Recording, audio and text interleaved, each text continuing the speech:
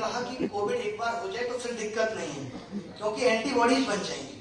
तो हम अपने जीवन में कॉलेज में जो दुख झेल चुके थे, हर तरीके से एंटीबॉडीज बना चुके थे, आगे की लाइफ के लिए तैयार हो चुके थे कि अब हमारा कोई कुछ नहीं बिगाड़ सकता।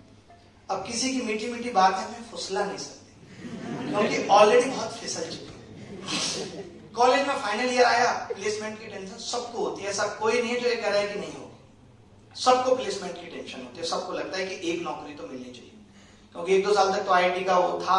अब लगता है कि यार अब लोग पूछेंगे नौकरी कितने की, फिर पैसे के मायने भी समझ में आ जाते हैं। मैं क्या कॉलेज से ही कमाने लगा था, बहुत ज्यादा नहीं कमाता था, 200 रुपए की ट्यूशन पकड़ी थी, 6th क्लास में एक लड़के को पढ़ाता था। उसके बाद एंकरिंग करना शुरू किया, मुझे लगता था कि भाई एक्टर बनेगा, तो एंकरिंग करना शुरू की, कॉमेडी करना शुरू की, मेरे कॉमेडी के भी स्टैंड अप कॉमेडी की, लेकिन वही 1500 रुपए से ऊपर किसी ने कभी दिया नहीं। ये बात है सन 2008 से 2012 का कार्यकाल था कॉलेज का। फिर लगा यार नौकरी तो लेनी पड़ेगी। कॉलेज में एक कंपनी आई टूटी फूटी, TCS, आपने सुना होगा ना। तो उस कॉलेज में प्लेसमेंट मिली। वो रात ऐसे थी, खुशी का ठिकाना नहीं था प्लेसमेंट में। मैं तो पैकेज भी भूल गया था। बाहर एक भाई ने पूछा, मैं 30 लाख बताता, याद नहीं रहा था, 3 लाख पूछता। 3 लाख का मतलब 23,000 रुपए महीने की सैलरी थी, लेकिन वो हमारे लिए बहुत था। टाई उतरी, टाई लगा के गए थे इंटरव्यू देने, तो टाई उतरी नहीं थी। वो आखिरी दिन था, उसके बाद कभी टाई लगाई नहीं, क्योंकि हमारे लिए चैलेंजिंग जो था, क्योंकि हम इंग्लिश बोलना नहीं जानते थे, आज भी नहीं जानते। अभी मैं थोड़े दिन पहले फंडिंग के लिए यूके गया था, और अभी हमने एक राउंड किया भी है फंडिंग का। तो पहले से अब लोगों को पता होता है कि भाई आएगा तो एक ट्रांसलेटर रखना है, पता नहीं की जरूरत नहीं होती। कोई भी मैं बड़ी बड़ी मीटिंग करता हूँ किसी के, लोगों को पता है कि ट्रांसलेटर रखना है। मैं कहता हूँ जब लाइफ के इतने मुकाम तक आप पहुंचे हो कि इंग्लिश छोटी पड़ जाती है आपके मुकाम के, तो लोग पूछते नहीं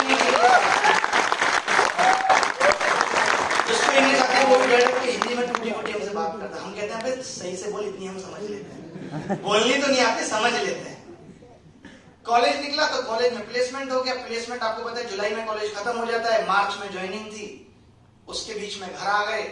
घर पे पिताजी ने कहा सब लोग कहेंगे लड़का इंजीनियरिंग करके घर बैठा है, कुछ कर लो। हमने क्या करें, IAS की तैयारी कर लो।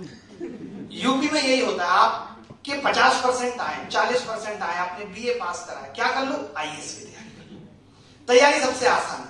और पहले तैयारी की वैल्यू भी होती थी, पहले तैयारी के नाम पे तो शादियां हो जाती थी कि वो IAS की तैयारी। अब तो इतने लोग तैयारी कर रहे हैं, आप में से भी करेंगे 6-6 साल। मेरी टीम में 2 लोग IIT रुड़की से, IIT रुड़की से पहले उन्होंने बीटेक किया, और उसके बाद मतलब हायरार्की में काफी नीचे हैं, डायरेक्ट मुझे रिपोर्ट नहीं करते। तो बीटेक के उसके 6 साल IAS की तैयारी की है, और फिर अभी प्रोग्राम मैनेजर है। मैंने किया IIT से बीटेक, उन्होंने किया, ठीक है।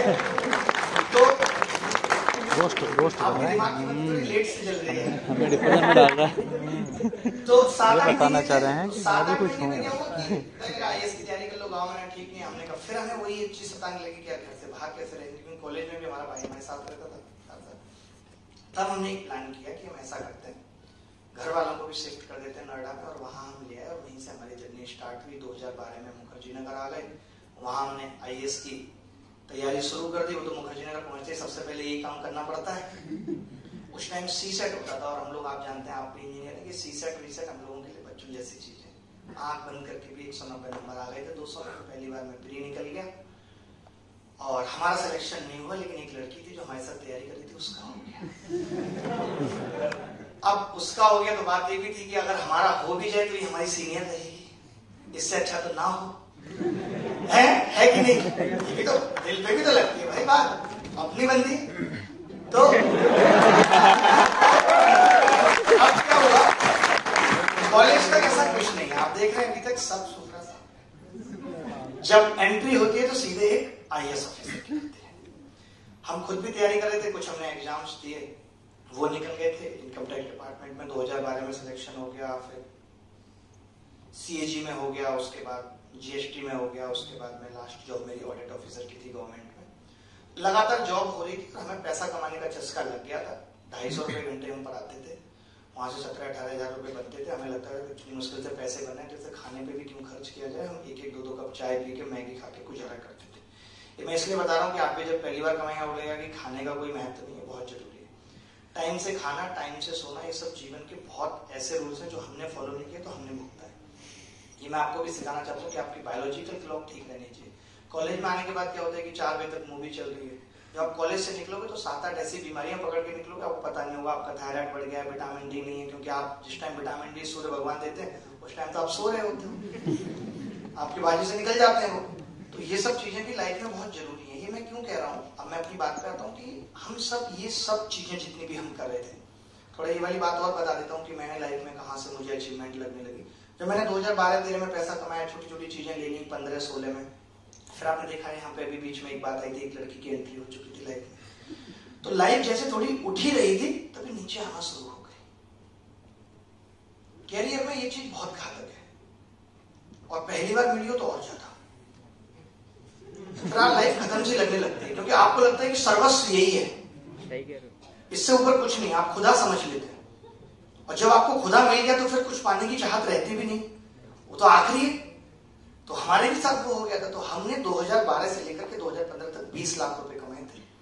उसके बाद 15 तक आते आते वो सब 20 के 20 रह गए थे। अब हम उतना ही कमाते थे जो खर्च हो जाता। हमारे पिताजी को रिस्क लगा कि अब ये इसके चलते ये भी खराब ना करते। मेरे फादर बड़े इनोसेंट थे भाई।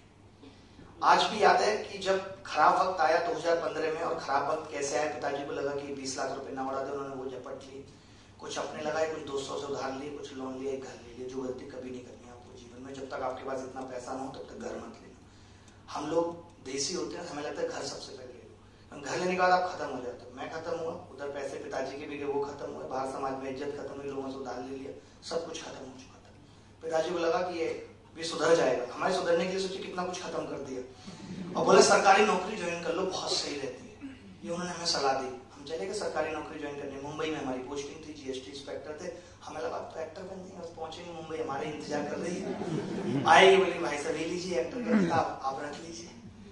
वहां कुछ हवाई नहीं लगी। 3-4 महीने, मैं एक बात बता रहा हूँ आपको, 2016 दिसंबर से और मार्च 2017 तक हवाई नहीं लगी। और हालात इतने खराब आ चुके थे कि इस आशिकी में 1-2 छुट्टियां और हो गई थी, तो सैलरी भी नहीं आई सरकारी। वैसे मैं अभी तो ये बताता हूँ लोगों को कि मैंने सरकारी सैलरी ली नहीं, बट वो आई नहीं। उस टाइम बहुत गुर्बत थी। मैं 10-10 रुपए के रिचार्ज के लिए परेशान था। ये बात है 2017 की। उस टाइम रिचार्ज चलते थे, अभी जियो की तरह नहीं है कि एक बार पैक डाल लिया, कितनी लंबी बात करो। सोचना पड़ता, 15 मिनट बात करनी है तो 30 का रिचार्ज करना है, 10 मिनट करनी है तो 10 का करना है, क्योंकि कंपनियां उस टाइम बड़ी बेकार हो रही थी, पैसा काट लेती थी, तो ज्यादा बड़ा रिचार्ज करते नहीं थे। वहां से कहानी शुरू हुई कि जब पता लग गया कि सरकारी नौकरी से कुछ होना नहीं है, घर की ईएमआई जाना बंद हो गई, माताजी को पैरालिसिस हो गया, पिताजी डायबिटिक हो गए, टेंशन में हमारे ऊपर ही बोझ था, लेकिन हमें हिम्मत नहीं आ रही। हमने तब भी अपना कंधा ठोका, कहा भाई कुछ बड़ा करेगा, कुछ पता नहीं है पूरी तरह रोड पे, लेकिन भाई कुछ बड़ा करेगा। ये मैं इसलिए बता रहा हूँ कि कहते रहो भाई कुछ बड़ा करेगा, एक दिन जरूर होता है। बस आपको अपनी सच्चाई पता होनी चाहिए। आपको पता होना चाहिए कि आप जो कर रहे हो, जब आप रात को सो तो आपको ये पता होना चाहिए कि आज आपने पूरे दिन में जो किया है कितना प्रोडक्टिव है। ये मैं कॉलेज की बात कर रहा हूँ। कॉलेज में इतना मत सोचो यार, अभी से इतनी टेंशन लोगे तो एक हाथ छोटा हो जाएगा, ऐसे करके चलो। स्वस्थ रहना भी बहुत जरूरी है, उतने सोचने की जरूरत नहीं है। तो उसके बाद लगा कि अब क्या करना चाहिए लाइफ में। मुझे लगा कि अब दोबारा कोचिंग शुरू करनी पड़ेगी। मैंने एक किताब भी लिखी थी बिलीव इट एडवांस में, 2013 में, फ्लॉप रही, किसी ने पढ़ी नहीं, जबकि बहुत अच्छी किताब लिखी मैंने। कोई बात नहीं चली वो भी। तो किसी स्टूडेंट ने सलाह दी कि आप बहुत अच्छा पढ़ाते हो, आपके जो कॉन्सेप्ट है, आप लोगों ने भी वो कॉन्सेप्ट शायद कभी ना पढ़े। मैं ट्रायंगल का एंगल 0 भी कर देता था। ट्रिग्नोमेट्री में कैसे वैल्यू पुट करनी है, जो आपके आईआईटी के सवालों में माइक्रो सेकंड में कर देता। आज भी कुछ नई चीजें थी मेरे पास जो कहीं नहीं थी उससे पहले, चाहे वो अलजेब्रा हो, ट्रिग्नोमेट्री, ज्योमेट्री, कुछ भी हो, कोऑर्डिनेट ज्योमेट्री हो। उसका एक वीडियो उस लड़के ने बनाया। हम उस वक्त 30 बच्चों के कमरे में क्लास लेते थे। वो कहने के लिए सुबह 30 था, उससे ज्यादा बच्चे आ ही नहीं देते, क्या करें। ठीक है, खुद ही स्टूल लगाते थे, सुबह उसी कमरे में सोते थे, फिर सुबह स्टूल लगा के उनको पढ़ाना, फिर स्टूल समेट के फिर उसी में सोना। ये स्थिति थी 2017 जुलाई तक। तब एक लड़के ने हमारा वीडियो बना लिया। वो वीडियो हमने उससे मना भी करा भी कहीं डालना मत, क्योंकि शर्म भी लगती थी, रिश्तेदार भी कहेंगे, हर तरफ से हारे हुए थे कि करें तो करेंगे, सबको लगती है। आप भी कुछ नया करने जाओगे, आपको लगेगा, लोगों को पता न चले, जब सफल हो जाओ तब पता चले। वो वीडियो डाला, उसके 700 सब्सक्राइबर थे। 6 दिन के अंदर वो 1 मिलियन लोगों ने वीडियो देखा। 2017 में बहुत सारे लोग आज भी डाउनलोड करते रहते हैं, बट हम कोविड वाले नहीं। आप देख रहे हो 2017 की बात, 2017 में 1 मिलियन लोगों द्वारा देखना बड़ी बात होती थी। हमने उसमें अपनी किताब का जिक्र भी किया था, तो हम रातों रात अमीर बन गए। किताब ऐसे बिकने लगी। किसी आप जैसे भाई ने एक वेबसाइट बना रखी थी और वो रेजर पे आपके वाले बंदे का रिजल्ट पे सिलेक्ट कर रखा था, तो जहां हम 10-20 रुपए के लिए परेशान थे, अचानक से हमारे अकाउंट में 3-3, 4-4 लाख रुपए गिर रहा। अकेले में हंसते थे खुशी क्योंकि 2-3 साल की गुर्बत में जिंदगी बनी थी, किसी ने उधार तक नहीं दिया था कम वक्त। भाई ने सोचा अब तो बड़ी बात होगी, कोचिंग में पढ़ा भी रहे थे, वहां से छोड़ा, अपनी कोचिंग खोली मुखर्जी नगर में। पहले दिन जब कोचिंग खोली नवंबर 2017 की बात है, तो 500 बच्चे हैं वहां पर, जगह 150 की थी। हमने उनको पढ़ाया और उस पढ़ाने में जो भी पैसा आया पिताजी तुरंत ले जाते थे, नहीं बर्बाद न कर दे, खत्म न कर दे। और हमारा प्रेम भी उस वक्त अंतिम पड़ाव पे था। हमें सोच चुके थे कि अब लाइफ में यू टर्न लेना है। ऐसा नहीं कि यू टर्न, कई लोग इसीलिए सिर्फ प्रेम को ढोते रहते हैं कि 6 साल से 7 साल से, ऐसा कोई जरूरी नहीं है। किसी भी चीज को जिंदगी में ढूंढने की जरूरत नहीं। अगर आपको लगता है कि नहीं चल पा रहा है, तो 6 या 7 साल, जितने भी साल बाद जिंदगी में ये लगने लगे कि मेरा डिसीजन ये गलत हो गया, तो यू टर्न ले लेना चाहिए। लेकिन याद रखना, यू टर्न कभी हाल नहीं मिलता। आप रोड पे भी चले, थोड़ा और गलत चलना पड़ता है, थोड़ा और रॉन्ग जाना पड़ता है, तब जाके। लेकिन यू टर्न लेने में बुराई कुछ नहीं। तो लाइफ में ये यू टर्न लेने का डिसीजन बन चुका था। दूसरा, मार्च आ चुकी थी, धीरे धीरे हमें लगा थोड़े से पैसे इकट्ठे हुए कि यार अब इतना कुछ करा है जीवन में, तो एक गाड़ी भी होनी चाहिए। हमने इको स्पोर्ट बुक कर दी भाई, हम गाड़ी लेगा भाई मार्च में, अभी दरिद्रता से निकले ही थे। अप्रैल में बैच अनाउंस किया, 3000 बच्चे आए, रोड पूरा जाम हो गया, पुलिस को कंट्रोल करना पड़ा। हम कह लीजिए अब तो मजे ही आ गए। उस टाइम मैंने 1,77,000 बच्चों को ऑफलाइन क्लासेस पढ़ाई है। 1,77,000 बच्चों को मात्र 2 साल। एक टाइम पे 15,000 बच्चे पढ़ते थे अलग अलग शहरों में बैठ के। ऐसे किए जा जाता, वक्त बदलते देर नहीं लगती। तब हमने ये लाइन लिखी थी कि वक्त बदलता है फिर बदलेगा सारा जहां। कब बदल जाएगा कुछ पता नहीं। जब ऐसा हो गया, हमने कहा भैया हम बड़ा हॉल ले लेंगे, सब लोग फीस जमा कर लो। सब लोगों ने फीस जमा की। फिर हम मर्सिडीज बेंज लेके आए। मेरी पहली कार मर्सिडीज बेंज थी। और जब मैं वो लेने गया, लोन मेरा रिजेक्ट हो गया था, क्योंकि मैं बहुत 10 रुपए की रिचार्ज करता था दिन में। प्रॉब्लम आपको पता है, कंपनियां काट लेती उस डर से। और मैं ऑटो से लेने गया था, ऑटो से। और जब मैं मर्सिडीज बेंज लेने गया था, तब मेरे पास 2 या 3 जोड़ी कपड़े थे। और 12th क्लास तक सिर्फ 1 जोड़ी कपड़े थे। एक लड़की थी श्वेता, उसने कहते तुम्हारे पास 1 ही जोड़ी कपड़े हैं, मेरे से बात मत किया।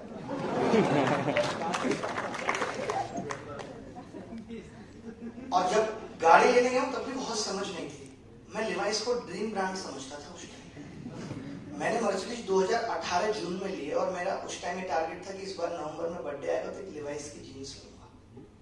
2018 की बात बता रहा हूँ। आज 2022 चल रही है, ऐसा कोई इंटरनेशनल ब्रांड नहीं है जो मैं नहीं पहनता हूँ। और मैं एक दिन में सिर्फ एक ही कपड़ा पहनता हूँ, उसके बाद उसे रिपीट नहीं करता। कपड़ा रिपीट नहीं करता। और ये स्वैग, ये कुछ ऐसी चीजें मैं बता रहा हूँ कि ये करके देखना ना जरूरी होता है। पता नहीं लगता, वो कसक जो है ना वो रह जाती है। श्वेता की हाल ये कि 2 साल पहले करीब 1500 रुपए मांगे थे उधार। शादी हो गई है, अफसोस है कि गलत कर लिए। आप कब कर रहे हैं? बट ठीक है, हमारा फिर भी साथ है। मतलब 1500 मांग के दे दी, बड़ी बात थोड़ी थी कोई। जॉब दे दी कंपनी में, कौन सी बड़ी बात है। ये सब करने के बाद मैं आपको एक चीज बताता हूँ, जैसे कि आप भी बहुत बार बहुत लो फील करते होंगे लाइफ में। तो मैं यहाँ पे एक चीज ऐड करना चाहता हूँ कि इतना सब कुछ अचीव करने के बाद फिर मैंने 10 साल, मुझे गाड़ियों का बहुत शौक था, तो मैंने बहुत सारी गाड़ियां ली। ऑलमोस्ट जितने भी ब्रांड्स के नाम आप जानते हैं, जो थोड़े बड़े हैं, लग्जरी हैं, उसके मेरे पास 10 गाड़ियां हैं। हर साल में 1-2 गाड़ियां लेता हूँ, सबके नंबर भी 1, 2, 3, 4, 5, 6। एक बड़ा फार्म हाउस बनाया, शादी की महल में 5-6 दिन चला शादी, वहां नहीं की, वहां से यू टर्न ले लिया था। तो शादी की, बैक टू बैक 2 बच्चे हो गए, तो इतना आपको तो भाई फिर इसमें कहने की बात ही नहीं। तो इतना सब कुछ अचीव करा मैंने, सब कुछ, पैसा भी ऑलमोस्ट, जहां मैंने शुरुआत अपने जीवन में 250 रुपए घंटे से की, वहां मैं 1.5-2 लाख रुपए घंटे तक पहुंचा टीचिंग में भी। आज तो मेरा अपना ब्रांड है अभिनयमेस। तो मैंने लाइफ में एक चीज देखी कि सुकून और ये सब चीजें दोनों अलग अलग है। सुकून के अलग मायने हैं। और जब जिंदगी बहुत उलझ जाती है, तो ये तय है कि सुकून खो जाता है। मैंने सिर्फ पूरे कोविड में 2 साल में बहुत इंट्रोस्पेक्शन किया। आप में से कितने सारे लोग मास्लो थ्योरी जानते हैं? मास्लो थ्योरी नहीं जानते? पबेट में आती है, उतना पढ़ते उठते नहीं है, मतलब आप जानते हैं हायरार्की लाइफ जो है कि पहले आपको किस चीज की नीड होती है, उसमें 5th स्टेज आती है। मैं लाइफ की उस 5th स्टेज में चला गया था जहां आप सेल्फ एक्चुअलाइजेशन और इंट्रोस्पेक्शन करते हैं। तो मैंने देखा हाँ मैस्लो, अब हम उतना सही से अंग्रेजी नहीं बोल पाते, अब उसकी हिंदी कुछ है नहीं तो हिंदी में बोल देते। तो मैंने देखा कि सारा खेल ना रिलेवेंस का है। रिलेवेंस के मायने क्या है कि कोई आदमी 50 रुपए खो जाने पर उतना दुखी है जितना मैं 50 लाख पे होता हूं। मैं भी दुखी हूं, वो भी दुखी। मेरा मतलब है कि संसार में दुख सुख कुछ नहीं है, संसार में सही गलत कुछ नहीं है, सब कुछ वक्त और जगह के हिसाब से है। कोई चीज किसी वक्त पे सही है, कोई चीज किसी वक्त पे गलत है। हमेशा सच भी सच नहीं, सही नहीं है, बहुत बार सच गलत हो जाता है। तो मैंने देखा कि सारा गेम रिलेवेंस का है कि एक टाइम पे जहां हम अपने जीवन में 1 से लेके 12वीं क्लास तक पिताजी की पुरानी पैंट घिस जाने के बाद जो उसमें से कपड़े बनते थे उसमें खुशी से झूमने लगते थे। आज वो खुशी डियोर एलवी गुची में नहीं है, वो पागलों जैसी खुशी नहीं है। हम पिताजी अगर पड़ोस का स्कूटर मांग के भी नानी के घर घुमा लाते थे तो एक अलग मजा आता था उनके साथ स्कूटर पे आगे खड़े होने में। आज वो महंगी महंगी कारों में घूमने की आजादी है, लेकिन फिर भी वो मजा नहीं है। तो मुझे एक चीज यहाँ पे समझ में आई कि आपके भी दादाजी कहते होंगे, हमारे भी पिताजी कहते थे कि मन चंगा तो कटौती में गंगा। सुना है कि अगर मन ठीक है तो 4 दोस्तों के साथ नुक्कड़ पे चाय पीने में वो मजा है जो मन ठीक ना होने पर गर्लफ्रेंड के साथ मालदीव में भी नहीं। ये सही बात है, मैंने जीवन से यही सीखा। इसका मतलब यह है कि जिंदगी का अंतिम उद्देश्य मन को ठीक करना होना चाहिए। बहुत गहरी है ये बात। मैंने जो अपनी लाइफ से सीखा कि इस मन को ठीक करना जिंदगी का अंतिम उद्देश्य होना चाहिए, जिसपे हम कोई ध्यान नहीं रख पाते। जिंदगी की भागदौड़ में हमारा तो खाने पीने पे ध्यान नहीं है, और आज हम ये भी जानते हैं कि खाने पीने में उतने विटामिन और मिनरल्स बचे भी नहीं। हमारी बॉडी में आप में से कितने लोगों को नहीं पता होगा कि विटामिन डी की कमी है, जिसकी वजह से हमेशा आलस आता रहता है। देखो कैसे लेटर। और विटामिन बी की कमी से हम चीजें भूलने लगते हैं। आप में से कितने सारे लोग ऐसे होंगे जिनको ऐसा ख्याल आता होगा रूम लॉक कराए, शायद फिर भी करके आए होंगे, नहीं आए, चाबी रख के भूल जाते हैं रूम की। ये सब विटामिन बी कॉम्प्लेक्स की कमी की वजह से क्या हम भूले, इन सब चीजों पे हमारा ध्यान नहीं है। आज आप में से हम सब लोग मैक्सिमम सिर्फ यहां तक सांस लेके छोड़ देते हैं, जबकि सारा गेम इन सांसों का है, वजन इन सांसों का है और कीमत सोच की। आप बताइए कि कितना भी भारी आदमी हो, अगर निपट गया है तो तैरता रहेगा, मानते ही नहीं। और कितना भी कमजोर आदमी है फिर भी डूब जाएगा, क्योंकि सांसें चल रही हैं। तो वजन तो इन सांसों में, और हम उस ऑक्सीजन जो कि हमारे दिमाग को एक्टिवेट करेगी हम वही नहीं कर रहे। तो सबसे जरूरी चीज यही है कि इस मन को ठीक रखा जाए। अगर ये मन ठीक है और मन खुश है, जैसे लोग कहते हैं, भगवान श्री कृष्ण ने गीता में कहा है कि वर्तमान में जीना है। पढ़ा कभी किसी ने गीता के? ये तो पता ही होगी, भगवान श्री कृष्ण कहते थे वर्तमान में जीना है। तो वर्तमान में जीना संभव कैसे है? जैसे अभी हमारा आप बैठे हैं, हमारे आपके दिमाग में कोई बात नहीं आ रही, मेरे तो फिर भी हल्की फुल्की करेगा, आपके नहीं आ रही, हम लोग बैठे हैं आराम से बात कर रहे हैं, पता भी नहीं चलेगा कब आधा घंटा गुजर गया, नहीं पता चला वक्त का।